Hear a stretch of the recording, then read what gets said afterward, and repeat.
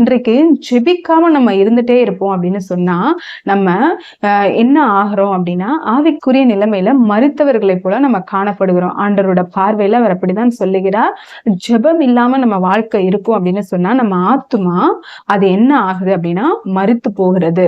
எப்படி நம்ம உடலுக்கு நம்ம ஒரு போஷாக்கை கொடுத்து அதை புஷ்டியாக வைத்துக் கொள்ளுகிறோமோ, ஆரோக்கியமாய் வைத்துக் கொள்ளுகிறோமோ, அதே போல ஆவிக்குரிய பிள்ளைகள் ஆகிய ஒவ்வொருவருக்கும் ஒரு போஷாக்கு, ஆவிக்குரிய போஜனம் இருக்கிறது. அதுதான் வேத வாசிப்பு, ஜெபம், ஆலயம் செல்லுதல், ஆண்டவருடைய வார்த்தைக்கு கீழ்ப்படிந்து வாழுதல். இதெல்லாம் நம்ம வாழ்க்கையில இல்லாம இருக்கும் பொழுது, உலக பிரகாரமாய் நாம மனதில் விருப்பப்பட்டபடி நம்ம வாழும் பொழுது அங்க என்ன நடக்கிறது என்றால் ஒரு ஆவிக்குரிய நிலையிலே நாம் மரித்தவர்களை போல காணப்படுகிறோம். அங்க செயல்பாடு எதுவுமே இல்லை. ஸ்பிரிச்சுவல் ஆக்டிவிட்டிஸ் அங்க இல்லாம இருக்கிறதுனால அந்த இடத்தை கர்த்தர் மரித்த நிலைமை அப்படின்னு சொல்றாரு. ஆண்டவர் இன்னைக்கு சொல்றாரு, நீங்க அப்படிப்பட்ட நிலைமையில இருந்தீங்கன்னா இன்றைக்கு அந்த நிலையை விட்டு நீங்க எழுந்திருக்க வேண்டும். எதற்காக வென்றால் கிறிஸ்து அப்பொழுது உன்னை பிரகாசிப்பார்.